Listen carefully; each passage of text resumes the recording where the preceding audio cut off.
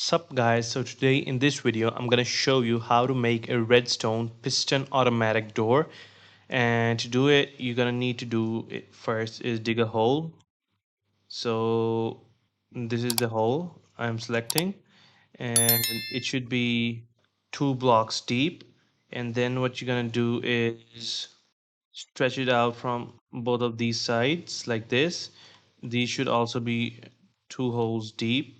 You're gonna put redstone dust quickly all over this area and just break these 2 blocks. Then you're gonna get the torches and put it like this. You're gonna put the planks above them like this. And then what you're gonna need to do is put the sticky pistons like this and this. You're gonna activate them with redstone dust.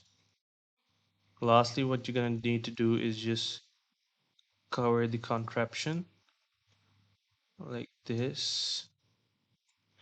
You can add the glass here, and in the end, you just need to put the pressure plates.